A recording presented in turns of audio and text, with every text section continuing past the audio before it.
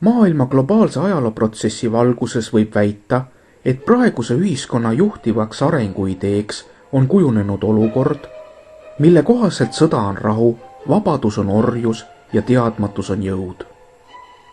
Selline kunstlikult loodud vaatenurk domineerib meie praeguses kultuuriruumis, hävitades pikkamööda põliskultuure, pannes meid mulgipudru asemel hamburgereid sööma ja asendades meie rahvariided pikkamööda hullusärgiga, mille saate endale lähimast supermarketist osta.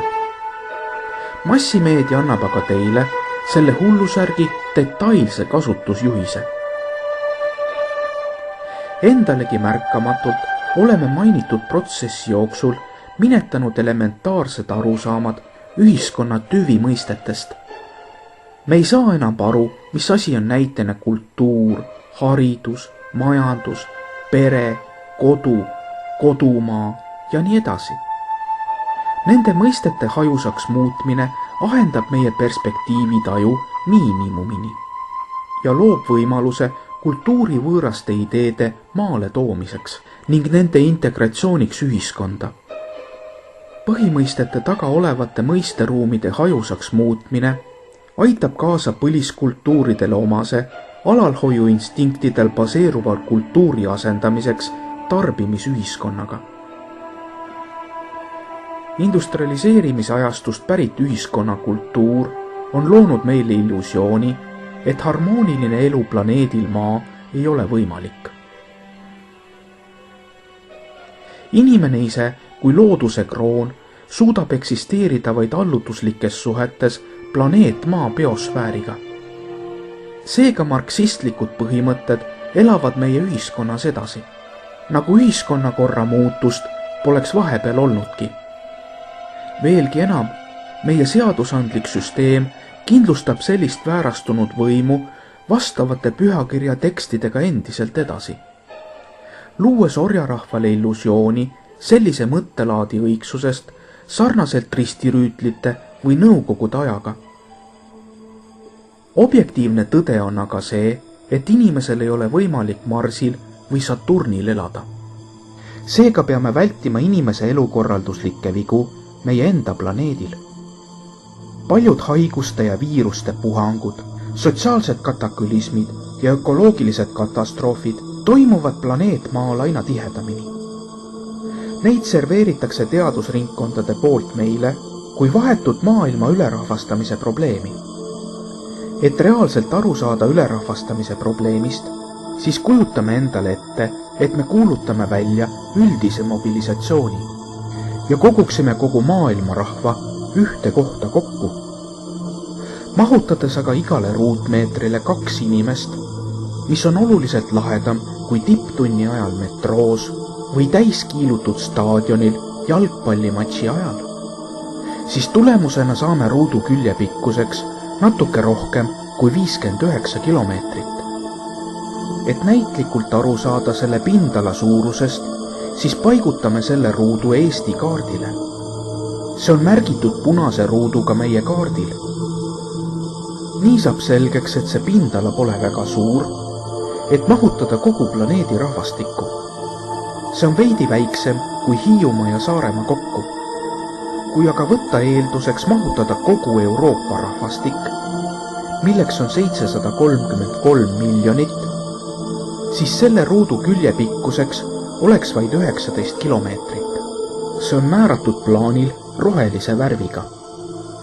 Maailmakaardil oleks see maailma rahvastiku koondav ruut vaevu märgatav.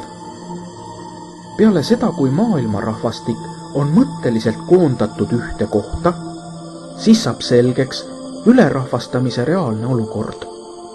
On selge, et inimesed ei saa sellises kontsentratsioonis kaua viibida. Neil on vaja tagada liikumisruum ja hügieenivõimalused, eluase ja söök ning töökohad, et realiseerida enda intellektuaalset ning loomingulist potentsiaali ja nii edasi. Nüüd aga, kui sai selgeks, et kõigile ruumi jätkub tuhandeteks aastateks ette, tõstatub küsimus, kuidas mõistlikult jaotada inimesi üle kogu planeedi, kuidas korraldada nende eluolu, kuidas neid rakendada enda kodusel maal, nii et enam ei tekiks ülerahvastuse tunnet. Võib väita, et tänase küla plaan on sellise elukorralduse projektsioon, mida tema elanikud viljelevad. Selle kaudu väljenduvad otseselt ühiskonna prioriteedid ja ideaalid, tema kõlblusnormid ja käitumisloogika, tema tarbimisvajadused ja mis ei ole vähetähtis, üldine juhtimiskultuur, kogu tema ebaadekvaatsuses ja kaasavaraga. Selle juhtimisprotsessi kujutluspildiliseks ilminguks on metropoliseeruv linnastumine. Alguses mitmekülgsena tunduv ja kogu maailma hõlmav metropoliseeruv linnastumine on oma olemuselt tegelikult üheülbaline ja monokultuurne. Näiline erinevus peitub vaid dekoratsioonide muutuses. Sisuline pilt on aga igal pool ühesugune. Igal pool võime märgata linnade ülerahvastust, linnaelanikkonna tervisenäitajate langust, avariide, erakorraliste olukordade ja kriisiolukordade kasvu ning muud säärast. Algseks elanikkonna eluvormiks oli küla ja kõik meie praegused linnad on välja kasvanud küladest. Kuna küladele ei seatud kasvupiiranguid, siis see viis küla territooriumi stiihilise suurenemiseni. Tulemusena need, mis ennem olid mõne sammu kaugusel, haiglad, gümnaasiumid, poed, raudteejaamad ja nii edasi, kaugenesid teineteisest kilomeetrite kaugusele. Nende vahemaade läbimiseks aga ehitati teesid, laiendati tänavaid ja hävitati seega elamisruumi. Minevikus oli linnastumise peamiseks motivaatoriks kirikukorra pressing, mis on tänaseks asendatud ideoloogilise propagandaga. Just vaimse vabaduse saavutamiseks ja religioosse pressingu eest põgenesid inimesed linnadesse, kus neid ootas madalama astme pressinguna juba ees liigkasu võtmine. Liigkasu võtmine on loonud metropolidesse kunstliku protsessi ehk igapäevase töömigratsiooni. Hommikul sõidetakse perifeeriast linna ja õhtul tagasi. See on omanäoline metropolide gravitatsioon, mis põhjustab inimressursi tõuse ja mõõne. Objektiivsetel põhjustel laieneb paralleelselt urbaniseerumise protsessiga vastassuunaline deurbaniseerumise protsess. Me teame, et iga suuremat linna ümbritsevad rohelise rõngana suvilate ja aiamajade regioonid, mida hävitab pidevalt perifeeriasse laienev linnaehitus. Inimesed tunnevad linnakeskkonna ebaloomulikkust ja püüavad alateadlikult värske õhu kätte. Kuna deurbaniseerumise protsess toimub kaootilise printsiibi alusel, siis see ei ole alternatiiv, vaid on äärelinnade metropoliseerumise osa, sest pisikesed suvilatega maalapid ei ole piisavad täisväärtuslikuks eluks ja täidavad vaid puhkepäevade kuurortrajooni funktsiooni. Täisväärtuslikuks alternatiiviks äärelinnade metropoliseerumisele ja metropoliseerumisele üldse peab saama aedlinnakuline urbaniseerumine. Aedlinnakulise urbaniseerumise aluseks on perekond, kui kõige tähtsam institutsioon üldse. See on kui seeme, millest kasvab välja ühiskond. Ühiskonna arengu aluseks saab olla perekond. Mitte see, kui efektiivselt seda perekonda riik maksustada suudab. Lähtuvalt sellest peaks vastavate elukeskkondade kavandamine, ehitamine ja projekteerimine omama väga olulist rolli ühiskonna arengu prioriteetide nimekirjas, mille alusel määrata riigi arenguvektori eesmärki. Kui aga arutada, mida tähendab sõna perekond, siis tekib küsimus, milline on selle perekonna isikkoosseis. Meie arusaamise kohaselt on selleks abielus täiskasvanud ja nende vanavanemad pluss vähemalt 2 last, kelle eostavad, sünnitavad ja kasvatavad üles need, kes on abielu sõlminud. Seega perekond, see on lapsed, tema ema ja isa, 2 vanaema ja 2 vanaisa, kes on kõik lähedased sugulased. Sellise täisväärtusliku perekonna jaoks peab ka vastava maja projekteerima. Lapsi saab kasvatada maal, mitte betoonist pilvelõhkujates. Sellise perekonna mõiste korral sobib majaks 10x10 meetrine või suurem ühekordne maja. On iseenesest mõistetav, et sellise maja ehitusmaterjalid peavad olema ökoloogiliselt puhtad, minimaalse polümeersete ja sünteetiliste materjalide kasutamisega. Peremaja ja krunt peavad moodustama ühtse terviku, mis moodustab aia. Hoovi suuruse määrab pereliikmete arv, arvestusliku miinimumina 300 inimese kohta. Selline maa-ala jaotus iga inimese kohta tagab tingimused täisväärtuslikuks arenguks. Seda muidugi olukorras, kui kasutatakse ühismetsa ja põllumaad, mis tagaks tervisliku toiduga omavarustamise võime, piisava füüsilise koormuse toonuse hoidmiseks ja toasooja taastuvate ressursside kaudu. Praeguses filmis käsitletav külamudel baseerub trapetsikujulisel vormil. Aga milliseid positiivseid külgi see endas kätkeb? Või on see lihtsalt omapära küla kunstliku unikaalsuse tagamiseks? Esiteks on trapets kõikidest võimalikest vormidest vähem kasutusel olev, kuid ei tekita probleeme, kui me tahame küla reaalselt ehitama hakata konkreetsel maa-alal. Seega geodeetiliselt ei ole ta keerulisem kui kolmnurk, sest trapets koosneb 2 kolmnurgast, millega geodeesia opereeribki. Trapets on lähedane meil levinud harjumuslikule nelinurgale, mis välistab võõristamise nii ehitajate kui järgmiste omanike poolt. Erinevalt nelinurgast võimaldab trapets ise organiseerumist ja võimaldab luua elavaid ning loodusele omaseid kaarjaid mooduleid. Trapetsi valikul muutub klassikaline madalasustusega külajoonis erivormiliseks kaarevormiks. See tähendab seda, et trapetsi vorm ise võimaldab vastava ruumipaigutuse korral anda impulsi elavate elurajoonide tekkeks ja eluruumi kujundamiseks. Mitte nii, nagu see oli nelinurgas, mis on surunud meid elama neljakandilisse ruumi, kuni selleni, et see on programmeerinud meie sotsiaalkultuurilise toimimise algoritmika. Kui trapetsid paigutada ümber ringi tsentrumi suurema raadiusega, siis läbi selle saab luua suurema raadiusega vorme. Maatükid moodustavad teineteisega ühtse rajooni, mille vahel on puhvertsoonid metsa ja põõsastega ja mille laius ulatub 10–15 meetrini. Puhvertsoonid ja aiad ei vaheldu omavahel vahetult. Nende vahel on 10–15 meetrit vaba ruumi. Küla suurus on mõistlik kujundada selliselt, et jalgsi jõuaks ühest küla otsast tsentrumisse 20–30 minutiga. Kui jalgsi liikumise kiirus on 3–5 kilomeetrit tunnis, siis küla diameeter ulatub 3–3,5 kilomeetrini, mis moodustab pindala 1000–1500 hektarit. Rahvaarv selles külas ei tohiks olla suurem kui 2000–3000 elanikku. Et iga elanik oleks isiklikult tuttav ja täisväärtuslikes suhetes vähemalt 1/3 kogu elanikkonnast.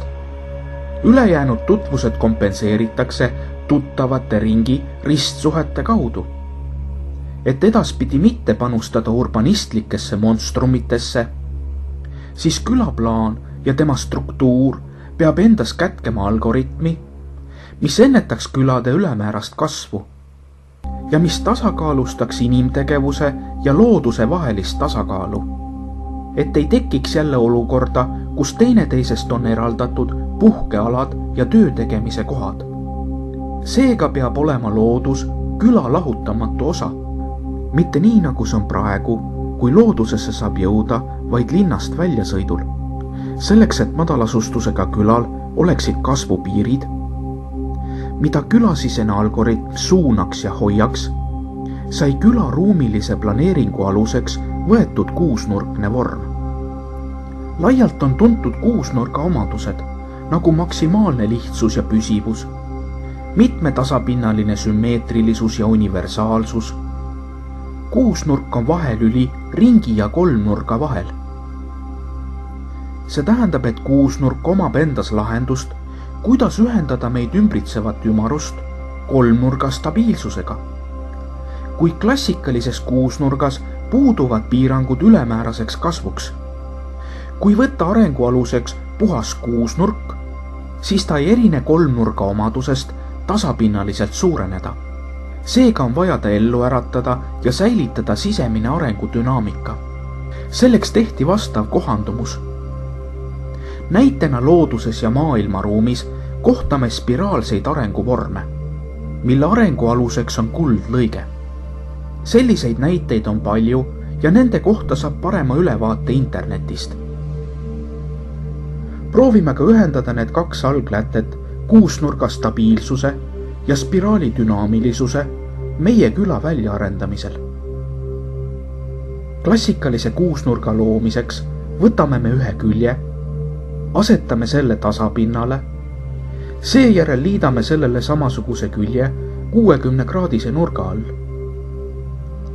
Tegutsedes niiviisi, siis jõuaksime 6 sammu pärast sulgunud vormini ja saaksime korrapärase kuusnurga. Dünaamiliselt areneva kuusnurga loomiseks paigaldame esimese külje, seejärel paigaldame järgmise külje 60-kraadise nurga all, kuid pikendame külje pikkust kuldlõike pöörlemise alusel. Nii toimime me ka kõigi teiste külgedega. Tulemusena saame dünaamiliselt areneva kuusnurkspiraali, lõpmatuse spiraali, mis kätkeb endas kuldlõike alget. Kuid me ehitame spiraali sisse rohelise koridori, mille laius suureneb vastavalt kuldlõikele igas sektsioonis. Niiviisi leitaksegi tasakaal metsamassiivi ja elamispinna vahel. See metsakoridor peab olema kaitstud täisehitamise eest. Sellises kvaliteedis on see ökoloogiline ressurss, mis tagab küla püsimajäämise. Madalasustusega Aedlinnaku küla ühendab endas linnale omaseid teenuseid ja küladele omast looduslähedust. See peab olema kvalitatiivselt uus inimese elu organiseerimise tase, nii ruumilise planeeringu kui koostoimekultuuri väljaarendamise mõistes, mis võimaldaks meil kasvavate infomassiividega toimetulekut. Külas peavad olema kvaliteetsed teed, elekter, soojavarustus, kiire internetiühendus, side ja nii edasi. Madalasustusega Aedlinnaku tüüpi asumis peavad kindlasti olema enda rahvamajad, lasteaiad, koolid, enda rahvaülikoolid elust arusaamiseks, raamatukogud, kontserdisaalid, kultuurimajad, parklad, administratiivhooned, ettevõtted ning tööstused, mis tagaksid külaelanikele töökohad. Vaid sellisel juhul on madalasustusega küla elujõuline. Külaelu saab sotsiaalkultuuriliselt välja arendada nii, et ta ei vajaks üldse välist sekkumist. Kindlasti tuleb leida kindel tasakaal palgatöö ja igapäevaste majapidamistööde vahel.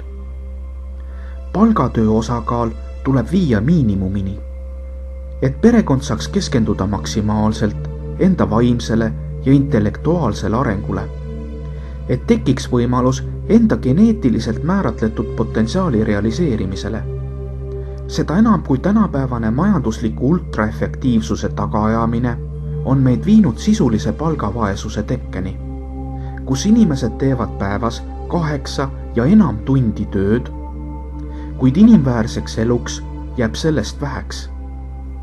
Inimesed kurnatakse palgatööga välja ja nende edasine intellektuaalne ja teostuslik panus jääb ühiskonna arendusse olematuks, mis omakorda distantseerib inimese ühiskonnast.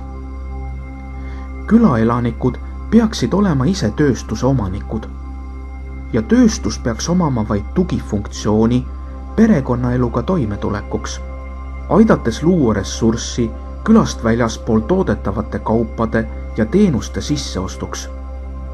Küla toimimise lahutamatuks osaks peaks olema sõltumatu toiduga omavarustamise võime ja energiavarustus, mida on võimalik saavutada tänapäevaste energialahendustega. Me oleme veendunud, et inimesed peavad elama madalates majades ümbritsetuna loodusest, mitte raudbetoonist kuubikutes, mis programmeerib vastavalt võimalustele inimese geneetilist potentsiaali ja psüühikatüüpi ning kahjuks mitte kõige jätkusuutlikumas suunas. Samal ajal ei ole madalasustusega maastikukujundus võluvits või retsept, lahendamaks probleeme, mis on loodud biosfäärilise ja sotsiaalse kriisi poolt. Me ei saa garanteerida, et saame antud olukorras vältida juhitud ühiselamu ühiskonnamudeli teket, mis koosneb lurjustest. Kuid selge on ka see, et uus elu ei saabu iseenesest. Täna nagu ka 1000 aastat tagasi pole me niinimetatud Jumala riigile lähemale ju jõudnud. Kuid kõik on liikunud selles suunas vastavalt võimalustele. Mitte ükski ideaalne maja, mis on viimase vindini ökoloogiliselt puhtalt ehitatud, ei päästa meid taandarengute eest, mis toimuvad küla või maailma tasandil tervikuna. Me oleme samuti veendunud, et parim motivaator töö tegemiseks on isiklik eeskuju. Sellepärast võtsime me pliiatsid ja paberi ning hakkasime tegema visandeid ja märkmeid, mis on tänaseks muutunud konkreetseks madalasustusega aedlinnaku mudeliks, mida tutvustab ka praegune video. Teiste mudelite väljatöötamist madalasustusega aedlinnakute tarvis jätkame me ka edaspidi. See on meie loomingulise kollektiivi miinimumprogramm. Maksimumprogramm on meie koduplaneedi muutmine õitsvaks aiaks aedlinnakute kaasabil konkreetsetes kohtades. Kindlasti vajab eeltoodud arenguvisiooni realiseerimine, õppekeskuse väljaarendamist ja näidisasumite loomist. Vastava teadmusbaasi koondamine ja vastastikune arendamine on võti selliste arengute tagamisel. Seega ootame teie kaasabi arengute elluviimisel. Madalasustusega planeedi projekt ei ole mitte arhitektuuri, vaid julgeolekuriskide teadvustamise ja maandamise projekt. Julgeolekuriskidena peame õppima kaasaegses infoühiskonnas teadvustama geneetilisi, kultuurilisi, sotsiaalseid, majanduslikke või toiduga varustamisega seonduvate julgeolekuriskide erinevaid aspekte ja elukeskkonna riske. Madalasustusega planeedi projekt pakub võimalusena julgeolekuriskide lahendamist ja vastust ühtlasi küsimusele, milline võiks olla ühiskonna mudel oludes, kus pangad ei tööta, interneti pole ja poed on kinni. See on kaasaegse julgeoleku laia käsitluse lahutamatu osa. Kahjuks pole meie poliitikud selle teadvustamiseni jõudnud ja see on meie kõige suurem julgeolekurisk.